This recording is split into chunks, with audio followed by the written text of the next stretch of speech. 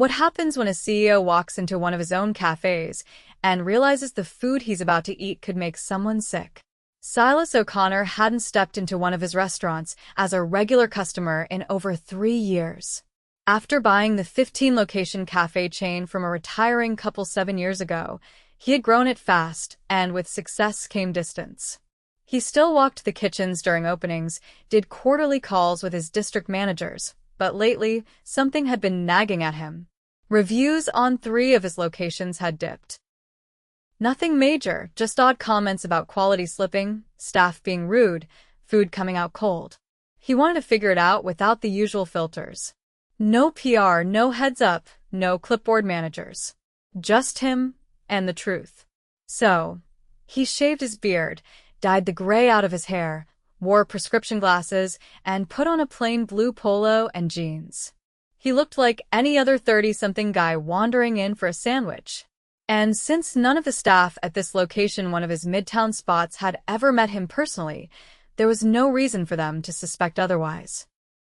It was a busy Thursday morning when he walked in. The bell above the door jingled as he stepped inside.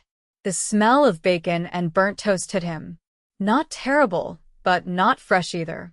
"Welcome in," said a young woman behind the counter, glancing up quickly before returning to the screen.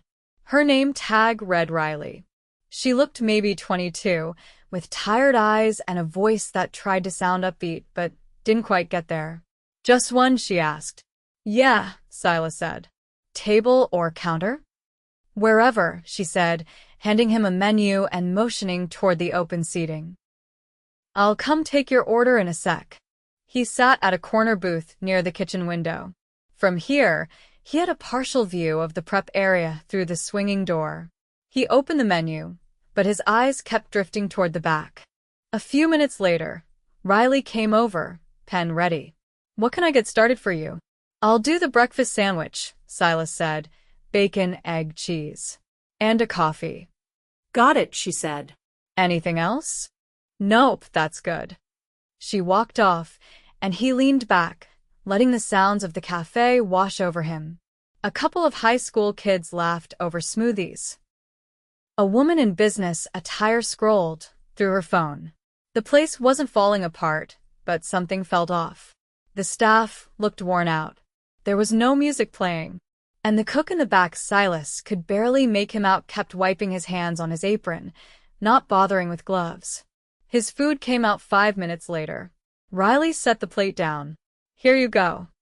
"Thanks," Silas said, but his eyes were on the sandwich. Something was off. The bread was soggy. The egg looked undercooked. And when he picked it up, he caught a whiff of something sour. He set it down. Riley was already walking away, but he called her back. "Hey, sorry, can I ask who made this?" She looked confused. Kitchen guy. That's Travis. Is he the only one back there?" "Usually, yeah. Mornings are short-staffed." Silas stood up. "I'm not trying to be difficult, but I think something's wrong with this food." Riley hesitated. "I can get you something else." "No, I'm gonna check something." He walked past her, straight into the kitchen before she could stop him. "Sir, you can't," she said, following behind. But Silas pushed through the door and froze. Travis, the cook, was standing over a prep table. A tub of pre-cooked scrambled eggs sat open beside him. The eggs were greenish, mold on the edges, and he was scooping them onto another sandwich. "Travis," Silas said slowly, his voice dropping. Travis turned, startled. "What the hell? You can't be back here." Silas pointed to the tub. "You're serving that to people?" Travis stared at him, then shrugged. "They're fine. Just a little old. We're waiting on the next shipment." Silas stepped closer, his hands clenched. "You know this is dangerous, right? That could make someone sick." Travis rolled his eyes. "Look, man, I'm just doing what I was told. District told us to cut waste. So I stretch it. You don't like it, take it to the manager." "I will," Silas said. "Where's she?" "Manager doesn't come until noon. I run mornings." Silas looked at Riley, who stood frozen in the doorway. "How long has this been going on?" he asked her. She swallowed. I don't know. We've had customers send stuff back. I thought it was just, off days." Silas turned back to Travis. "Throw that out. All of it. Now." Travis didn't move. "You got a problem. File a complaint," Travis said, turning back to the sandwich. Silas reached into his back pocket and pulled out his wallet. He flipped it open to reveal an ID card with the company logo and his full name. Silas O'Connor. "I own this place." Travis froze. Riley's eyes went wide. Silas stepped closer. "You've been serving contaminated food in my restaurant. I'm shutting this down until I finish the inspection myself." Travis looked around like he was trying to find a way out. "Come on, man." "It's not that serious." "It is," Silas said, his voice cold. "Get out of my kitchen." Silas didn't wait for Travis to argue. He pointed to the back exit. "Clock out. You're done here." Travis looked at Riley, then at the sandwich still half wrapped on the counter. "You serious?" "I'm not asking again." After a beat, Travis pulled off his apron and tossed it onto the prep table. The back door slammed behind him. Silas turned to Riley. "Who else is working today?" Her voice was thin. "Just me and him until the lunch shift." He glanced at the clock above the dish sink. It was just past 9. "Close the front door. Put the sign to temporarily closed. I'll help you restock what's usable. Then we clean everything." She didn't move right away. "You're not mad at me?" she asked. "Did you know those eggs were spoiled?" "No." "I don't go back there unless it's to grab toast. He wouldn't let me touch anything. Said I'd mess it up." Silas nodded once. "Then you're not the problem." It took 20 minutes to get the kitchen into inspection shape. Riley scrubbed down counters while Silas sorted through the walk-in fridge. Half the produce was wilted. Some of the pre-packed meats had expired labels. He snapped photos, documenting everything. He found a clipboard with delivery logs, 3 missed shipments in the last 2 weeks, all marked short notice. That wasn't just poor planning. Someone was lying on the reports. By 10, the kitchen smelled like bleach and lemon, not sour eggs. Riley had changed into a spare apron and was restocking the front line. He poured himself a fresh coffee and leaned against the counter. "Who's your district lead?" he asked. "Danielle." "She comes by sometimes, usually late afternoon." Travis said she doesn't like early hours. "How often?" "Maybe once a week. Sometimes she just calls." "Does anyone else check inventory or food safety?" "Not that I've seen. I mean, we had an audit a couple months ago, but they gave us a warning and left." He stared down at his coffee. "Do you know if the other locations are having the same issues?" She hesitated. "I've got a friend at the East Side branch. She said they've been short-staffed too. A guy quit mid-shift last week, and the manager didn't replace him. Just made everyone else double up." He pushed off the counter. "I need to see the back office." Riley pointed to the hallway. Second door past the dry storage. The office was small, barely more than a converted closet. Papers were stacked haphazardly across the desk. The computer screen was locked, but a sticky note with a password sat taped to the monitor stand. He logged in.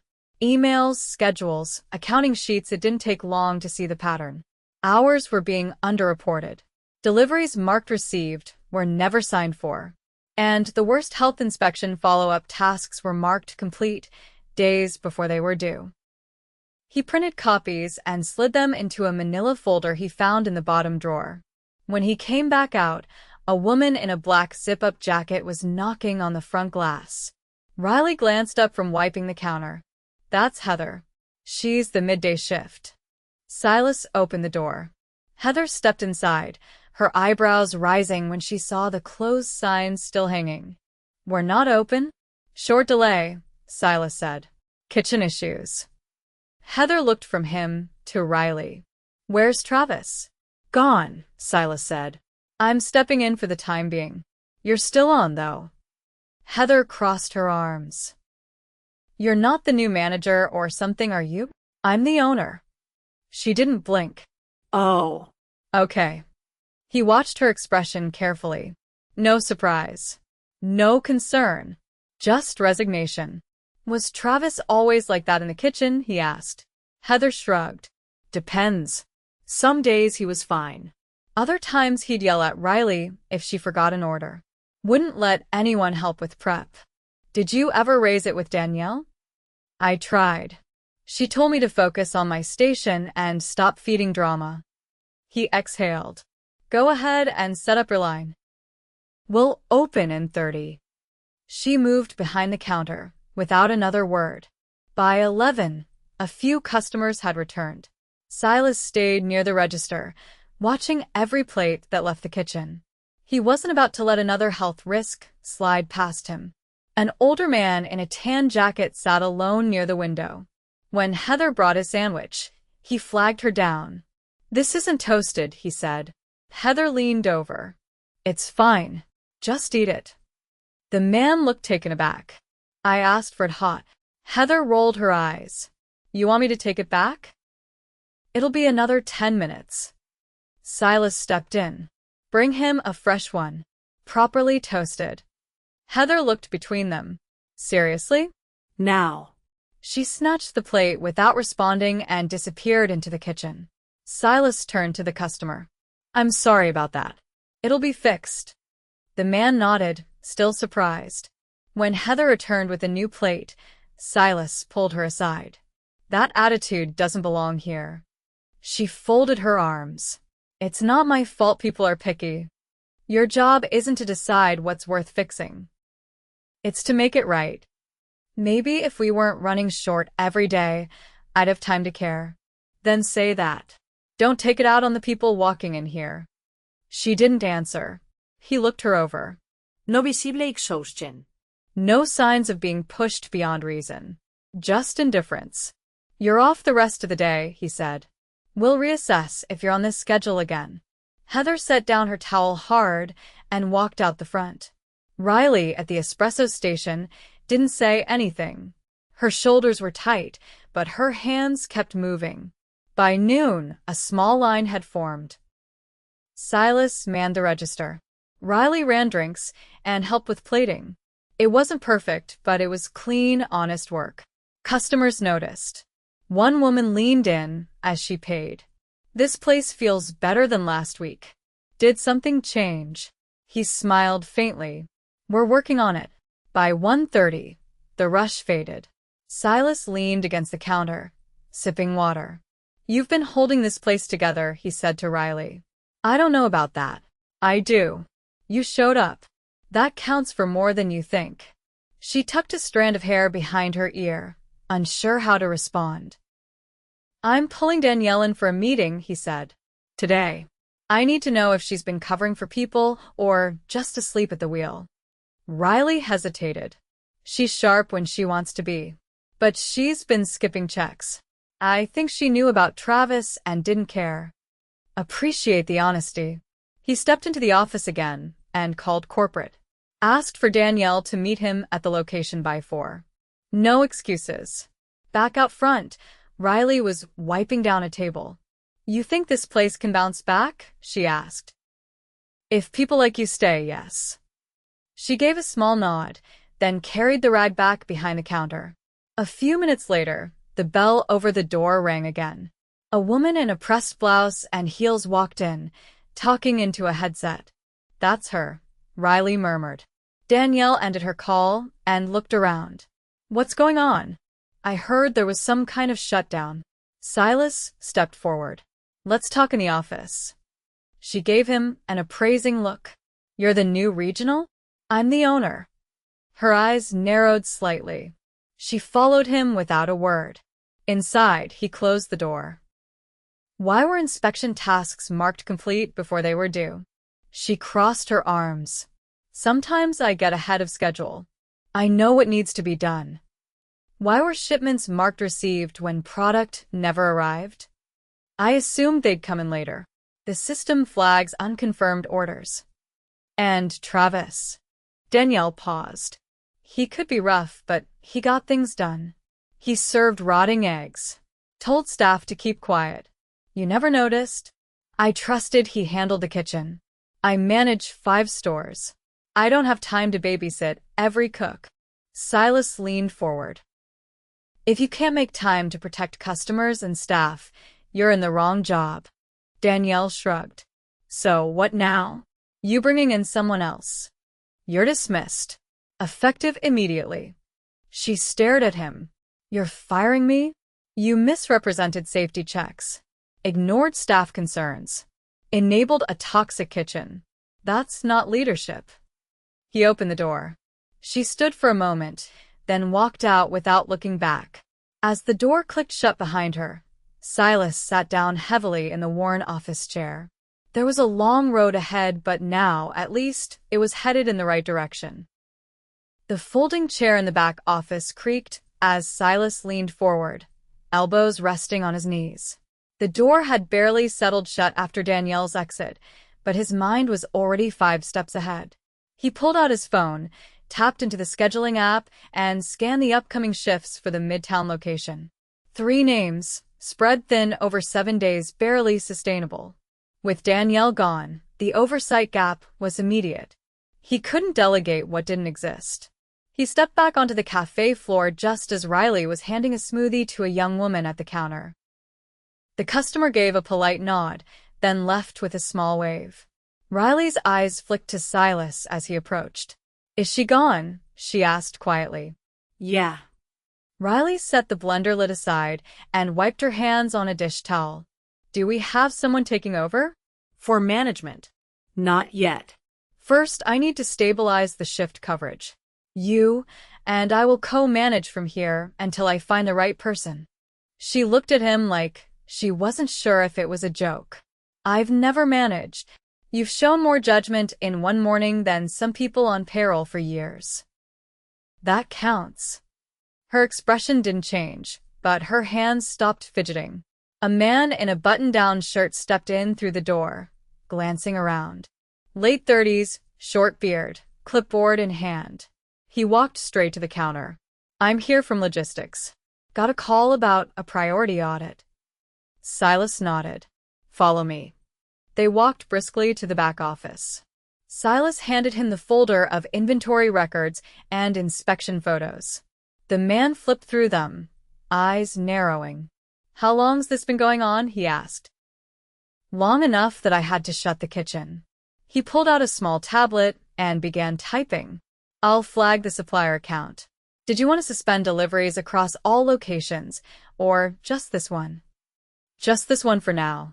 I need to assess the others personally. The logistics rep nodded once. We'll issue a temporary hold and send a clean stock order by tomorrow morning. You'll get a fresh supply by 6. Silas walked him out. On the way back through the dining area, he passed a table where a young father sat with his daughter. She was picking apart a grilled cheese sandwich, eyebrows scrunched in concentration. The father leaned over and said something that made her laugh. Silas paused, watching them for a beat longer than necessary. Back at the counter, a tall man in a red baseball cap was speaking to Riley, voice low but aggressive. I was told I had a shift today, the man said. I showed up and someone told me I was taken off. Riley looked over uneasily. Can I help with this? Silas stepped in. Who are you? Name's Drew. I run the night prep shift. Or did. Heather texted me yesterday and said there was a change. I made that change. I'm the owner. Drew's tone shifted. Is this about that kitchen drama this morning? You worked under Travis? Yeah. We didn't exactly get along. Silas watched him carefully. Why? He didn't want anyone else touching his prep. I'd come in, and he'd already be halfway through half the list. When I try to check labels or clean up behind him, he'd tell me to clock out early. Did you report it? I told Heather. She said it wasn't her business. Silas crossed his arms. You ever cut corners? No, you sure? Drew didn't flinch. I've got a kid with food allergies. I don't play games in kitchens. Silas held his gaze for a moment longer, then nodded. You're on tonight, but I'll be here watching. Drew exhaled like he'd been holding his breath. Fair. As he walked out, Riley leaned in. I didn't know he had issues with Travis. Not surprising, Silas said. Nobody felt safe speaking up. A woman in a green apron entered from the back. Mid-40s, hair pinned back, moving with practiced efficiency. Riley lit up. That's Mara. She's our baker. She usually comes in evenings, but sometimes early if we're behind. Mara approached the counter without hesitation. I heard we had a shake-up. What do you need from me?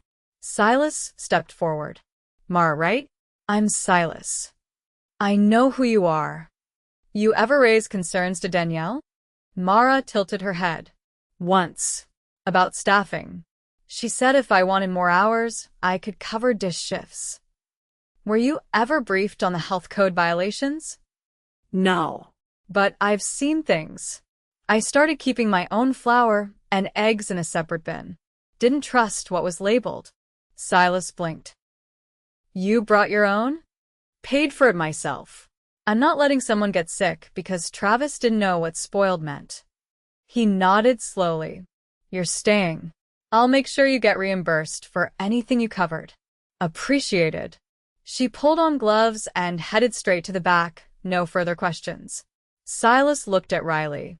She always like that? Quiet, but solid. Doesn't get involved unless she has to. He checked the time. Just after 3. Enough daylight left to visit another location. You'll be okay here for a few hours? He asked. Riley hesitated. I think so. I'll leave my number on the register. Anything goes wrong, call. She nodded, then paused. Do you mind if I rearrange the front display? It's been messy since last week. Do whatever you think is right. He left through the side exit, walking with purpose, but feeling the weight of the last 6 hours settle into his shoulders. As he stepped into the sunlight, he pulled out his phone and dialed the operations lead. I need a full cross-location audit starting this week. Food safety, staffing, customer feedback. Quietly. And I want no filters. The voice on the other end hesitated. You want us to go in like you did? No disguises. Just ask questions. Talk to the people who've been ignored. He ended the call and headed toward his car. Halfway there, he saw a young man in a gray hoodie sitting on the curb, arms resting on his knees. He looked familiar. Excuse me, Silas said. You work at the Midtown Café? The man looked up. It was one of the high schoolers from earlier, the one who'd been joking around with a friend over smoothies.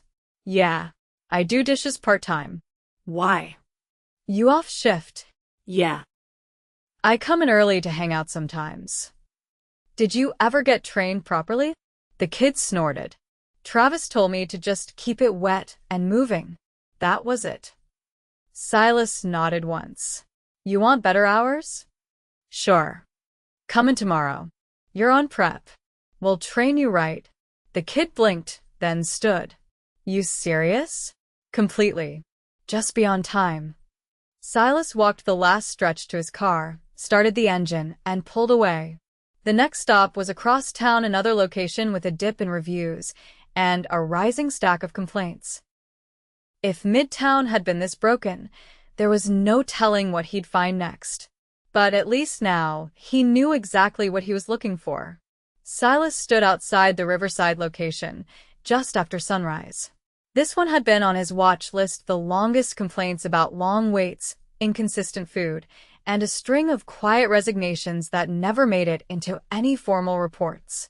No one had flagged anything serious. But after what he saw at Midtown, no red flags didn't mean much anymore.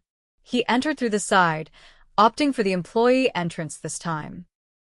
A young man, mid-20s, was mopping near the back hallway. He looked up, startled. You with deliveries?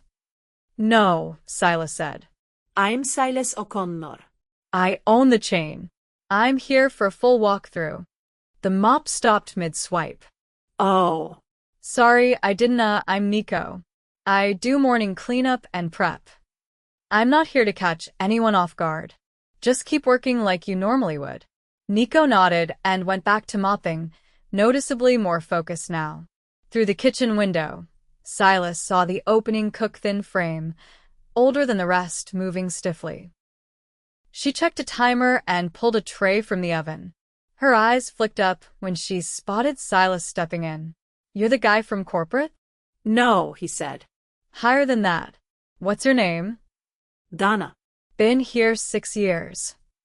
He scanned the prep tables. No visible shortcuts. Gloves on. Labels correct. The walk-in fridge had fresh stock, all within date. "You're running a tight kitchen." "I used to have nights off," Dana said, setting the tray aside. "But we lost 2 closers last month. I've been covering doubles." "How many days straight?" 12. "That's not going to continue." She didn't respond, just reached for the next batch. Silas moved to the front of house.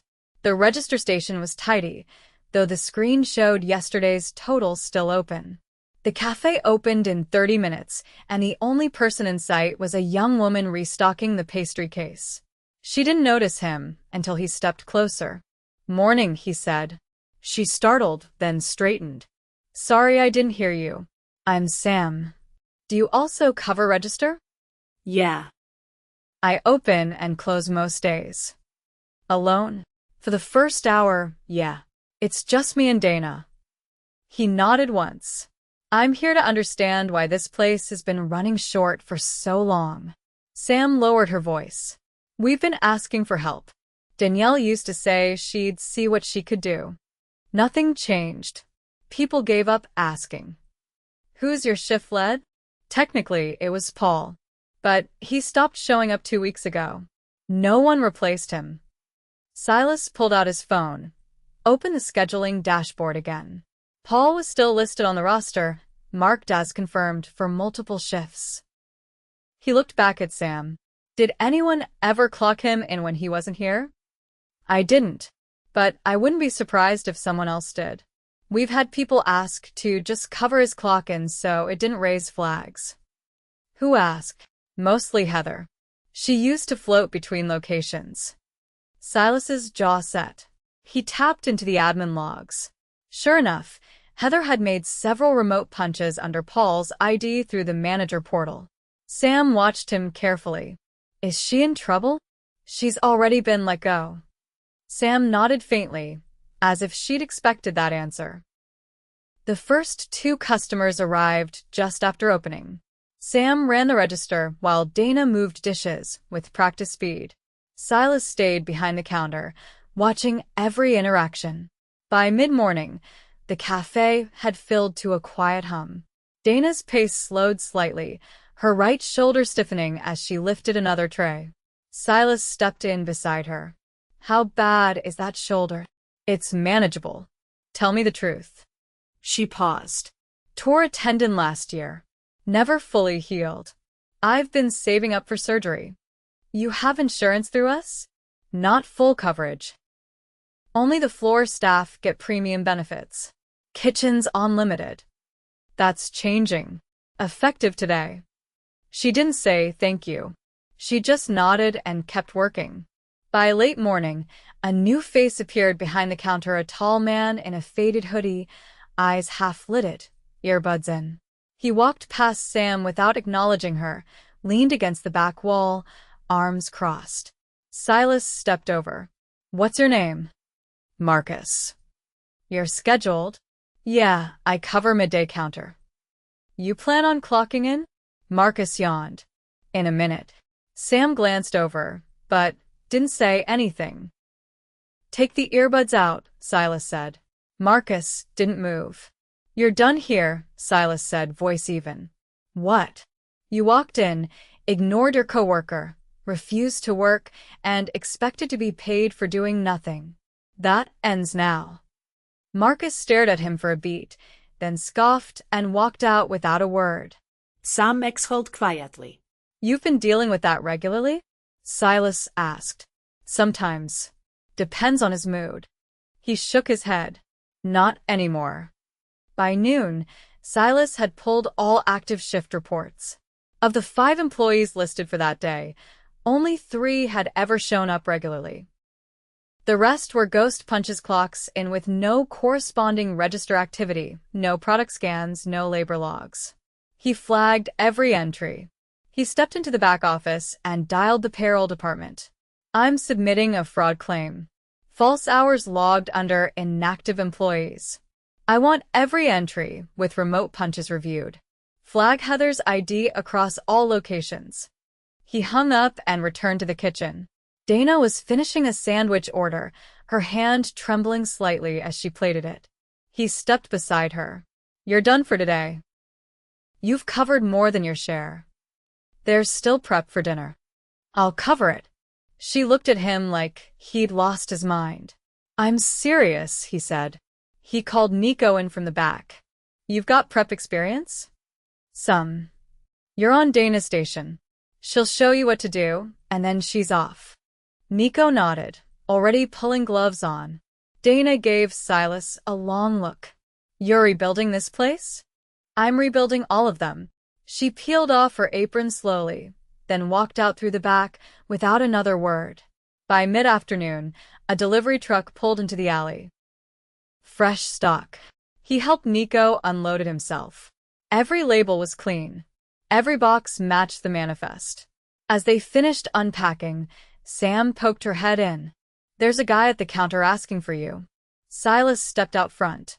A man in a blue-collared shirt waited near the register, a clipboard tucked under one arm. I'm from the health department.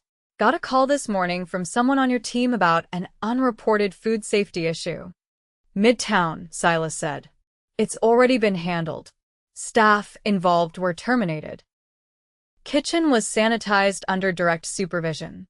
Still need to log a formal review. Understood. I'll walk you through it. They stepped into the back office where Silas handed over the photo records, logs, and revised staffing list. The inspector flipped through them, brows raised.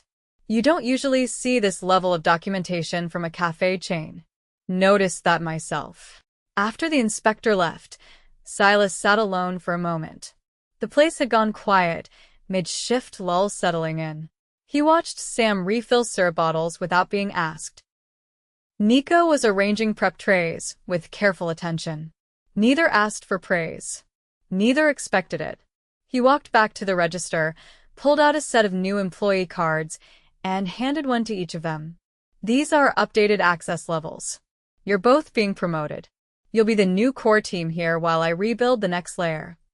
Sam looked stunned. I'm not a manager. You are now, with a raise, full benefits, and actual backup. Nico blinked at his card. This real? You've earned it. They didn't cheer. They didn't celebrate. They just nodded, quietly proud. Silas stepped outside for the first time all day. The sun was lower now, casting long shadows down the block. He took a breath, the air sharp with the scent of coffee and fresh bread drifting from the open cafe door. Behind him, the Riverside location buzzed with honest work, quiet, steady, and real. He pulled out his phone and opened the company-wide communication app. A new message went out to every store. All locations will be visited in person. If you're doing the right thing, you have nothing to worry about. If you're cutting corners or mistreating staff, your time's run out. This company is changing, starting now. He put the phone away. Then he stepped back inside and got to work.